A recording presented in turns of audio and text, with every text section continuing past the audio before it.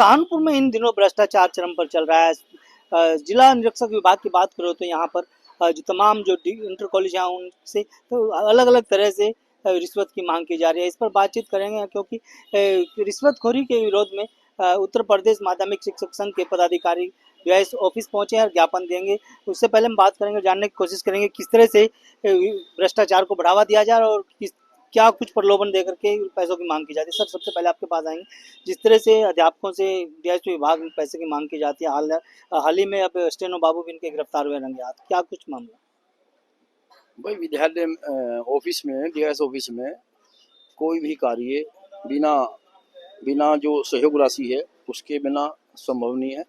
और ये हमारा जो हमारी जो शिक्षक जो यूनियन है, रजनीश चौहान जी हैं, योगी सिंह जी हैं, ये जो है इसी संदर्भ में और पुरानी पेंशन के संदर्भ में आज यहाँ पर इकट्ठा हुए हैं और डीएस साहब से इसी मुद्दे पर आज चर्चा होगी कि ये जो ऑफिस है ये बिल्कुल जो भ्रष्टतम हो चुका है, इसको जो है इसको सुधारने के लिए आज हम इकट्ठा हुए हैं। किस तरह की बातें कही जाती हैं पैसे ना देने पर?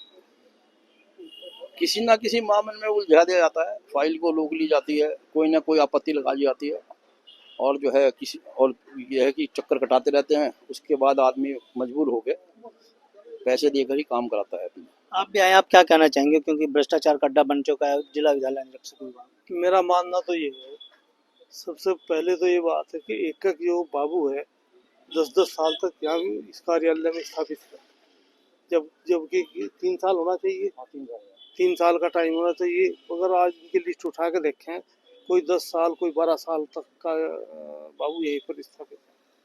तो किस तरह से ये लोग भ्रष्टाचार को बढ़ावा दे रहे हैं, क्या कुछ मांग करते हैं तो आप लोग? यहाँ परमानेंट यही इसी ऑफिस में होगे तो अपना वहाँ इनका पूरा वो वर्चस्व होगा। जब वर्चस्व होगा तो ये अपना रिश्वत की मांग करते हैं।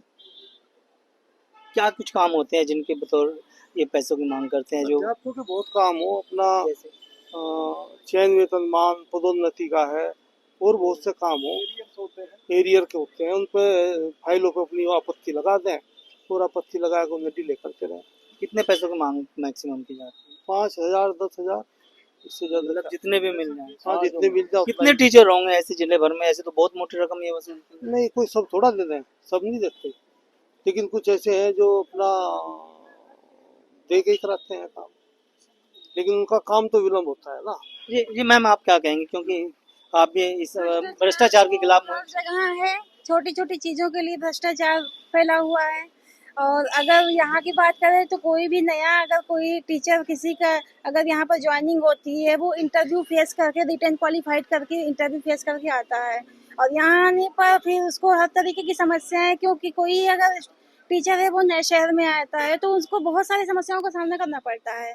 फिर क्या कुछ कहा जाता है विभाग की तरफ से जो अगर पैसे नहीं देते? आपकी नौकरी को खतरे में हो सकती है और आपकी नौकरी जा भी सकती है। अब ये बताइए कि जो टीचर है वो इकलौता अपने घर में काम करने वाला, अगर उसकी सर्विस लगी है वो अपनी नौकरी देखेगा, फिर क्या करे, मजबूरन उसको देना पड़ता है। लेकिन उसके बाद अगर दे दिया तो उसके बाद फिर अगली बार कोई छोटा छोटा काम है फिर उससे डिमांड की जाती है कि आप दे दीजिए, मैडम जी इसको दिए बिना तो होगा नहीं। आप अब टीचर हैं, देश के भविष्य को के आप करता धरता है जो बच्चों को पढ़ाते हैं, तो किस तरह से भ्रष्टाचार खत्म हो सकता है? अगर हम बात भ्रष्टाचार तो अगर हम सही हैं तो सामने वाला भी सही होना चाहिए, और अगर हम अपने में सही है तो प्रत्येक व्यक्ति अगर खुद में सही हो, ईमानदारी से काम करे, तो जैसे टीचर ईमानदारी से अपना पढ़ा रहे हैं बच्चों को, उस तरीके से अगर उनको अगर सपोर्ट अच्छा मिले, बैकग्राउंड अच्छा मिले, तो टीचर भी अच्छा कर सकते हैं। लेकिन उनको मेंटली टॉर्चर किया जाता है कि पहले उनको सैलरी नहीं मिलती, तो इस वजह से वो पढ़ा भी नहीं पाते ठीक से। आप इंटरव्यू दे रहे हैं, अधिकारियों के खिलाफ बोल रहे हैं, कहीं ऐसा ना हो कि आपको किसी को टारगेट? हम किसी के खिलाफ नहीं बोल रहे हैं, ये कॉमन बातें हैं, जनरली सभी को मालूम है। कोई डर तो नहीं होगा? ये सिर्फ हम ही थोड़ी नहीं है, सभी को पता है ये। आप क्या कहेंगे, चौहान साहब का जो एसोसिएशन है उसके उपाध्यक्ष हैं, किस तरह से देखते हैं? आज जो है मुख्य रूप से पूरे प्रदेश के अंदर हर जनपद में जिला विद्यालय निरीक्षक के द्वारा मुख्यमंत्री को ज्ञापन प्रेषित किया जा रहा है। ये हमारी एक सूत्रीय मांग है। आज केवल जो आंदोलन का शुरुआत है, आज हमारी एक सूत्रीय मांग है पुरानी पेंशन की बहाली। आदरणीय मुख्यमंत्री जी को हमने एक पत्र के द्वारा इस ज्ञापन में याद दिलवाया कि जब वो सांसद थे और अखिलेश की सरकार थी तो मुख्यमंत्री आदित्यनाथ जो वर्तमान में हैं उस समय सांसद होते उन्होंने प्रधानमंत्री को पत्र लिखकर पुरानी पेंशन बहाल करने की बात कही थी। तो हम याद दिलवा रहे हैं कि मुख्यमंत्री जी अपना वो जो है पत्र उसको याद करते हुए दे दीजिएगा। हमारा ये भी है कि शिक्षक का तो जो है पुरानी पेंशन बंद है और जो आपके विधायक है, मंत्री, मुख्यमंत्री, वो प्रतिनिधि, वो सब जो है वो पुरानी पेंशन का लाभ ले रहे हैं। लेकिन भ्रष्टाचार को लेकर भी आप लोग यहाँ पहुंचे हैं, किस तरह से देखते हैं भ्रष्टाचार कैसे खत्म हो पाए? भ्रष्टाचार के खिलाफ सरकार का अभी तक कोई बात शिक्षा विभाग ही नहीं, अन्य विभाग में भी भ्रष्टाचार का है।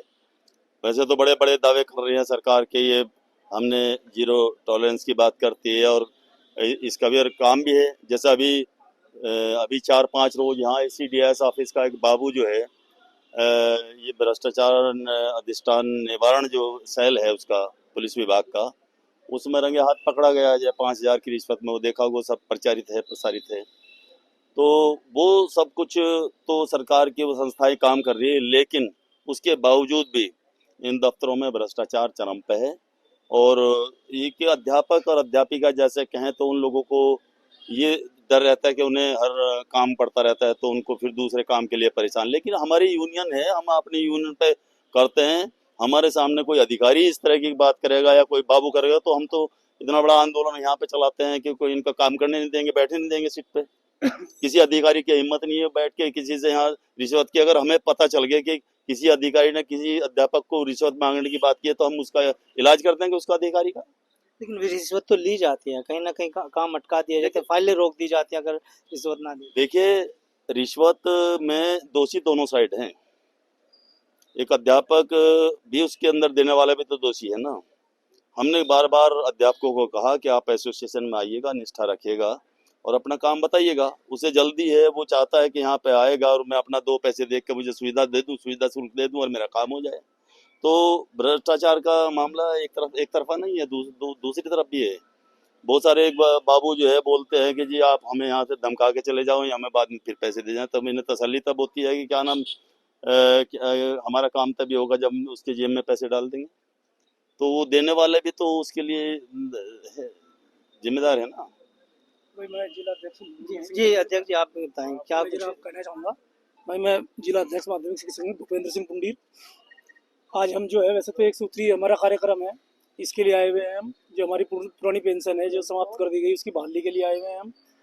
इसमें जो है जैसे अभी हमारे चौहान साहब ने कहा कि भाई जो नेता हैं जो 1 साल रह गया 6 महीने रह गया उन्होंने तो पुरानी पेंशन अपनी को में पुरानी पेंशन लगाओ रखते हैं और डिपार्टमेंट में जो है ये ख़त्म करते जा रहे हैं। शिक्षा विभाग में जो है जो पुरानी पेंशन के लिए लंबे समय से आंदोलन कर रहे हैं उस पर कोई सरकार ध्यान नहीं दे रही, जबकि कई बार ज्ञापन देने के बाद कई बार आश्वासन मिला कि आपकी समस्याओं पर विचार किया जाएगा। इससे अलग भी बहुत सारी समस्याएं हैं, जैसे आपने भ्रष्टाचार की बात की। निश्चित रूप से भ्रष्टाचार है, यही नहीं हर डिपार्टमेंट में भ्रष्टाचार मिले। इसके लिए जैसे चौहान साहब ने कहा कि बहुत हद तक ये भी है कि कुछ अध्यापक ये सोच लेते हैं कि चलो काम करवा लो पैसे दे के, फिर दोनों तरफ से हो जाए काम। वो सोचेगा कि तो ये चक्कर नहीं काटने पड़ रहे हैं, पैसे दे के काम करवा ले रहे हैं। लेकिन यहाँ पे शिक्षा विभाग में जो सबसे बड़ी समस्या है, यहाँ पे बड़े दुख के साथ कहना पड़ेगा कि यहाँ दलाल भी पैदा हो रहे हैं जो ढूंढते रहे किसी अध्यापक को कि भाई तेरा काम रुक रहा तो मैं करवाऊंगा। और अफसोस की बात है कि मैं कहना नहीं चाहता कि बहुत से जो जिनका अब शिक्षा से कोई संबंध भी नहीं रहा, अपने घर चले गए, रिटायर हो गए। लेकिन मैं भी बहुत सारे, मैं कभी अगर मौका मिला, आपको भी पता है वैसे तो आप सभी लोगों को, कि वे हर स्थिति में संपर्क बनाए रखते हैं। DI साहब से भी संपर्क में रहते हैं, सबसे संपर्क में रहते हैं, जबकि उनका कोई शिक्षा में कोई योगदान है नहीं। किसी स्काउट के पद पर कोई किसी को करवा दिया, कोई वो करवा दिया, ये सभी लोग जानते हैं। इस तरह का भ्रष्टाचार भी यहाँ पे जो है देखा जा रहा है। बिल्कुल, देखिए उत्तर प्रदेश माध्यमिक शिक्षक संघ के तमाम पदाधिकारी थे जो जिला विद्यालय निरीक्षक के दफ्तर पर पहुंचे। इन्होंने ज्ञापन दिया है कि पुरानी पेंशन को बहाल किया जाए और साथ में ज्ञापन ये भी दिया है कि जिस तरह से इस कार्यालय में भ्रष्टाचार का अड्डा बनाया गया है, तो छोटे छोटे कामों को लेकर के हर कर्मचारी और जो बाबू हैं उनके द्वारा रिश्वत ली जा रही है, तो उसके खिलाफ भी ज्ञापन दिया गया है। अगर आप ये खबर फेसबुक पर देख रहे हैं तो वीडियो को लाइक करके पेज को फॉलो करें। इसके अलावा अगर आप इस खबर से यूट्यूब के जरिए जुड़े हैं तो चैनल को सब्सक्राइब करके बेल आइकन दबाना बिल्कुल ना भूलें। नमस्कार।